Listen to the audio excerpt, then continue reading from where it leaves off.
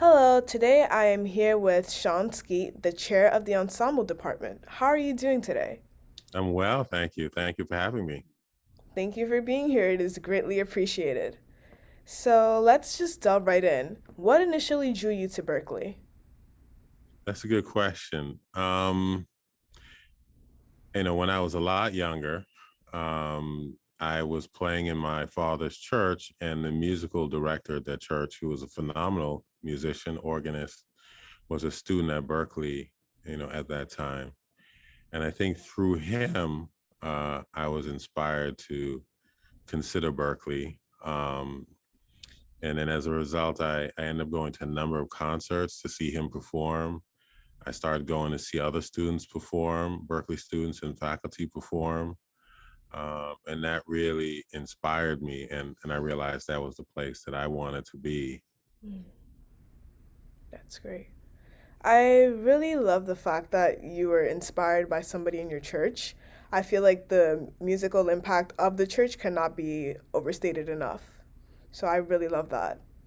That's true. Uh, so, how would you describe your overall experience, and were there any notable moments or teachers that you recall?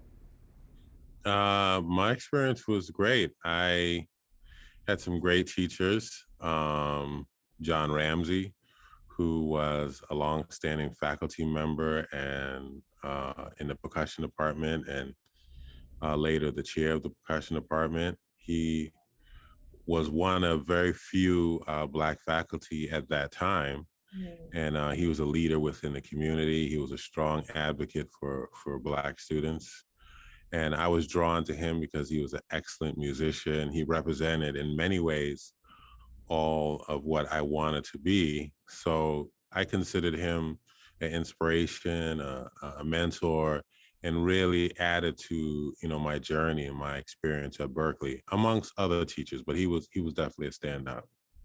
I see, I see. So, speaking of not there being enough representation for Black students or Black faculty at Berkeley, how did you go about finding your community?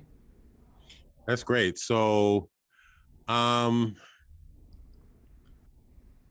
well, I think there were jam sessions happening all the time back in those days. And those jam sessions were usually centered around R&B Mm. uh, or jazz, and I was drawn to that music. And at that time, the majority of students playing that music at a really high level, were Black musicians. So I would participate in those jam sessions in some ways in the ensemble rooms, and that was a way of connecting. So I guess the short answer is, you know, uh, I'd follow the trail of the music, and that sort of led to my tribe, so to speak, and we kind of connected around musical interest. I'm glad the jam sessions were very helpful for you. I can attest to the fact that they're also doing jam sessions are still, bringing people together these days. So that's really good that it's been consistent all throughout. Right. I'll not to interrupt you. I'll also add that in addition to the jam sessions in the ensemble rooms at Berkeley, there was also, Wally's, which is right down the street, and Wally's Cafe, and musicians, would congregate at Wally's too, and that was another way to connect in that space. I would often play down there, with my classmates and go and listen to them play. So that was another place we congregated and connected around music and socially as well. I see, I see. So do you feel that being at Berkeley or more like attending Berkeley was able to help you prepare for the real world and how so? I think, yeah, and it helped me prepare because the skills I learned from a number of different teachers. Um, there were musical skills that I had to learn. It also, the networking I think was a crucial component. The relationships that I, you know, I built, and the people that I met. There's some of them are still close friends and a part of my life, and they created a network of connections that created opportunities. So I would say between the skills I learned in the classroom, and actually the skills I learned outside of the classroom with my peers, and the network that I created, you know, really set the stage and opened the door for me for life after Berkeley. That's great. That's great. So, what are you currently working on? Any projects? Well, good question. So right now, you know, in addition to chairing the ensemble department, which takes up quite a bit of time and energy, you know, my focus is, you know, is learning how to record. I think with where we are right now in the world of music and art, you know, digital assets and documenting, you know, your art and your work is a priority.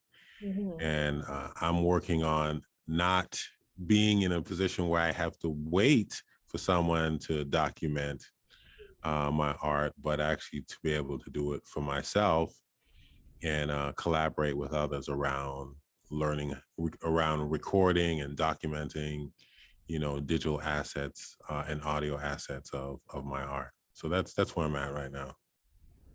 I see. That's really, really exciting. I hope to hear some of the future projects, hope to see them, you know. You might be part of it. I might be calling you. Oh, really? I'd Yeah, you love might. that. Yeah, you might be. You know, just be ready. You might get the call. So just be ready. I'll be on standby. And finally, do you have any advice for current or prospective students? Yes. I hope it's helpful. Um, Learn as much as you can in the classroom from your teachers. Go to office hours. Ask lots of questions.